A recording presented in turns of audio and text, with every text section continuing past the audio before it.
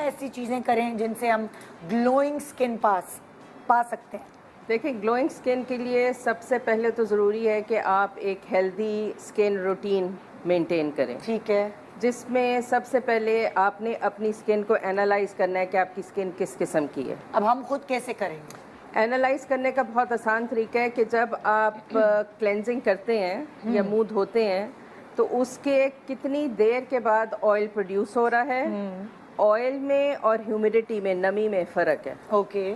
Oil की जो निकलना है मुंह से या फेस के पोर्स में से, तो वो अगर तो 20 मिनट्स में आपकी स्किन ऑयली हो रही है तो इसका मतलब ये ऑयल प्रोड्यूस हो रहा है, तो आपकी स्किन ऑयली है। उसका तरीका बड़ा सिंपल सा है कि आप टिश्यू पेपर लेंगे और मुंह धोने के बाद आप उसको ड्राई करने के बाद 20 मिनट्स के बाद आप टिश्यू जो है अपने मुंह पे रख लेंगे।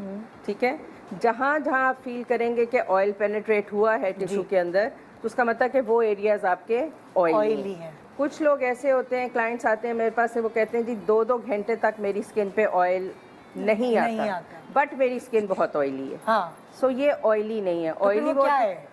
देखिए, नमी, आजकल जो पसीना है, हम चिप जो है वो ऑयल प्रोडक्शन नहीं है। चिप होती है लेकिन सुइयां भी चुभती हैं। हाँ, तो वो ड्राई स्किन है। क्योंकि स्किन सेंसिटिविटी की तरफ जा रही है। हीट है, आजकल आप देखें धूप में कितनी हीट है। स्कॉचिंग हीट जिसको कहते हैं कि एकदम लगनी शुरू हो जाती है, मतलब फील होता है कि आपकी स्किन सिजल करना शुरू हो गई है। तो उस वक्त आप ठंडे पानी के हम खुजलियाँ शुरू कर देते हैं। ज़ाहिर है खुजली होगी तो खुजली करेंगे, but the best thing is कि आप एक पानी का छींटा मार लें। अगर आप बाहर निकले में एक छोटी बॉटल रख लें, रोज़ वाटर डाल लें। टोनर्स और एस्ट्रिंजेंट्स बिल्कुल यूज़ नहीं करने इस मौसम में। एक तो मैंने फील किया है कि टोनर्स जो है हमारी स्किन को डार्क भी कर देते हैं, क्योंकि इसमें अल्कोहल का कॉन्सेंट होता है थोड़ा सा, तो वो ड्राई और वो भी डार्क भी कर देते हैं। और अगर आप फ्रेश रोज़ वाटर रख लें या नॉर्मल पानी भी रख लें, स्प्रे कर लिया, तो डैप कर लिया टिश्यू के साथ, तो फिर आप फील करते हैं कि मेरी स्किन काम डाउन हो गई है, सूद हो गई है। एक तो ये, जैसे फॉर एग्जांपल जाहिर है हम सब गर्मी बेयर कर रहे हैं, तो अब क्या है, पोर्स ओपन हो रहे हैं, उसकी वजह से और गंदगी अंदर जा रही है स्किन में, और वो फिर एकदम ना ग्लोइंग स्किन जो जब टाइट होती है तो ग्लो करती है, लेकिन जब पोर्स खुल जाते हैं तो फिर ग्लो खत्म हो जाती है। तो उसके लिए क्या करें? बिल्कुल ठीक। कौन सी क्रीम्स, कौन से प्रोडक्ट्स ऐसे होते हैं जो आजकल काफ़ी अवेयरनेस है, आप फेसबुक खोलें, टिकटॉक खोलें, वो 5-6 प्रोडक्ट्स आजकल हर जगह ब्लिंक कर रहे हैं। देखिए, बेसिकली हमें अपने स्किन एनालाइज करनी है। स्किन एनालाइज करने के बाद हमने प्रोडक्ट्स देखने के हमने प्रोडक्ट्स कौन से यूज़ करने हैं। आजकल जो बहुत हमारी स्किन के लिए प्रोडक्ट्स हैं वो हैं अल्फा हाइड्रोक्सी एसिड्स और बीटा हाइड्रोक्सी एसिड्स। लिखा होता है AHA और BHA, आहा बाहा जिसको लोग कह रहे होते हैं। तो ये 2 ऐसे प्रोडक्ट्स हैं जो कि एक्सफोलिएट करते हैं। अल्फा हाइड्रोक्सी एसिड जो है वो नॉर्मली स्किन को एक्सफोलिएट करते हैं। दिखा भी रहे, देखे। हाँ, AHA BHA गूगल करें। बिल्कुल। अच्छा, परसेंटेज जिस तरह भी इसने जिक्र किया हुआ था कि 25% AHA है और 2% जो है वो BHA है। ये जो परसेंटेजेस हैं इनको भी गौर से हमें पढ़ना है और उसके मुताबिक हमें उसके मुताबिक चलना है। अच्छा, ये AHA BHA जो है ये कब लगाते हैं? रात को सोने से पहले या नहीं? ये एक्सफोलिएशंस होते हैं। आप इसको ये एक्सफोलिएंट्स आते हैं, देखिए नीचे लिखा हुआ है पीलिंग सोल्यूशन। ये आप रेगुलर बेसिस पे यूज नहीं करेंगे। जो पोटेंसीज हैं बीच में 25 और 2%, आपको इसको गौर से ध्यान से देखना है। BHA जो है वो है ऑयली एक्नी स्किन्स के लिए। AHA जो है वो ड्राई डिहाइड्रेटेड स्किन्स के लिए। तो सबसे पहले स्किन एनालाइज करें, स्किन पता करें कि मेरी कौन सी किस्म की स्किन है, किस टाइप की स्किन है। फिर ये आप कंडीशंस, मतलब ऐसा है कि ये डॉक्टर से रेकमेंड करके ना लें, क्योंकि ये पीलिंग एजेंट है। ये पीलिंग है, बट नॉर्मली AHA और BHA पीलिंग नहीं होता। अच्छा, पीलिंग सोल्यूशन लिखा है ना, पीलिंग सोल्यूशन। ये AHA अगर कॉन्सेंट्रेशन इसकी 1% होगी, 2% होगी, तो वो माइल्डर फॉर्म में होगा ना। आप कोई ब्रांड बता देना जो आप रेकमेंड करती हैं। देखिए, अल्ट्रा स्किन एक बहुत अच्छी ब्रांड है जो आप यूज़ कर सकते हैं। इसमें हर स्किन टाइप के मुताबिक प्रोडक्ट्स में इंग्रेडिएंट्स डले हुए हैं। आप उसको अगर यूज़ करेंगे, अगर कंसल्टेशन के लिए आना है तो मेरे पास आ सकते हैं। कंसल्टेशन के लिए, कंसल्टेशन के बाद जब स्किन एनालाइज करने के बाद मैं आपको एक पूरी रूटीन बता दूंगी कि आपने ये प्रोडक्ट्स यूज करने हैं, तो वो सिंपल हो जाता है, जरा अच्छा हो जाता है, राइट? ठीक है। सो एक्सफोलिएशंस, एक तो आपने कहा कि ग्लो स्किन के लिए एक्सफोलिएट करें, एक्सफोलिएशन बहुत जरूरी है, सन ब्लॉक बहुत जरूरी है, सन ब्लॉक 30 SPF का होना चाहिए। क्यों? क्योंकि हमारी मौसम ऐसा है, मतलब कुछ लगाते हैं वो फौरन तो उतर जाता है। फेशियल कौन कौन से करवाएं?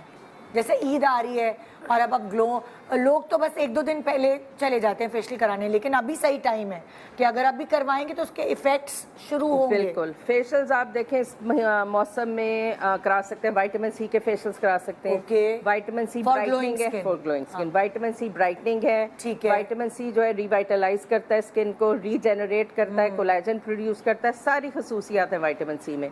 आप विटामिन सी के फेशियल्स करा सकते हैं, ऑक्सीजन के फेशियल्स करा सकते हैं। ऑक्सीजन फेशियल क्या करता है कि वो आपकी स्किन को प्योरीफाई कर देता है। ओके, अगर एक्नी है या ओपन पोर्स हैं तो उसको पोर क्लेंस करके तो आपकी स्किन को प्योरीफाई कर देता है। ओके, आप उससे ग्लो आ जाती है, ठीक है, 100% आपको ऑक्सीजन मिल रही है। हाँ।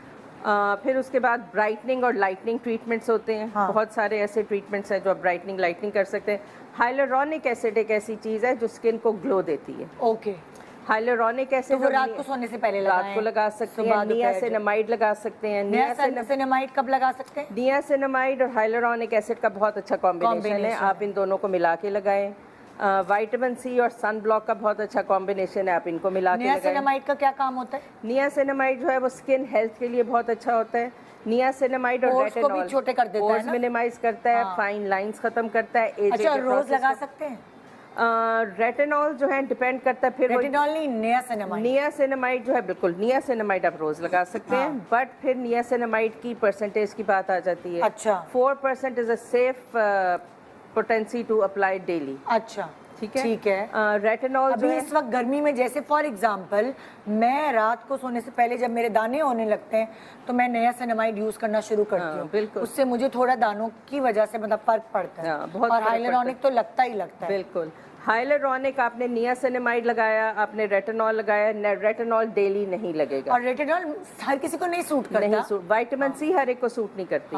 विटामिन सी आप, जैसे मुझे विटामिन सी सूट नहीं करती, मैं विटामिन सी लगाती हूँ, आई फील मैं डार्क होना शुरू हो गई हूँ, तो एकदम तरीका ऐसे ही होगा ना, जैसे आपने कहा मैं डार्क होना शुरू हो गई, फिर आप छोड़ दें। हाँ, आपको एक चीज़ समझ आ रही है, आप प्रोडक्ट को ख़राब ना करें, आप अपनी स्किन को पहले देखें कि मैंने प्रोडक्ट सही लगाया है कि नहीं। कई लोग होते हैं इतनी रेंज प्रोडक्ट्स की ले आते हैं और कहते हैं कि जी ये भी खराब, ये भी खराब। अच्छा, जैसे मैं रेटिनॉल लगाती हूँ तो मुझे रेटिनॉल से कुछ होता है, मुझे ऐसा लगता है रेटिनॉल मुझे सूट नहीं करता। देखिए, रेटिनॉल आपने रोज लगाना भी नहीं है। नहीं, कभी कभार जब भी लगाती हूँ तो लोग इतनी तारीफ करते हैं रेटिनॉल की कि लगा लिया तो स्किन ऐसी बेबी स्किन हो गई, ये हो गया। मेरी तो कोई नहीं, मैं तो बुड्ढी स्किन हो जाती है। हाँ, बुड्ढी स्किन से तुम्हारा, इसका मतलब है कि तुम्हारी स्किन जो है वो पील होना शुरू हो जाती है। ठीक है, अगर आप रेटिनॉल लगा रहे हैं, रेटिनॉल की परसेंटेज बहुत ज़रूरी है। रेटिनॉल लगाएंगे तो रेटिनॉल को थोड़े से मॉइस्चराइजर में मिला के लगाओ। Okay, retinol as it is लगाओगी तो वो नहीं, वो तो मेरे सीरम्स जो बने बनाए नहीं होते कंपनीज के, हाँ, बट आप वो है, हाँ, उसको जो सेफ, हाँ, आई गेट इट। आपको मॉइस्चराइजर के साथ कभी मिला के लगाओ तो आपको पता चलेगा कि रेटिनॉल और मॉइस्चराइजर जब लगाओगी तो फिर आपकी फाइन लाइंस और एजिंग का प्रोसेस भी स्लो हो जाता है, क्योंकि वो हाइड्रेट भी कर देता है ना। अच्छा।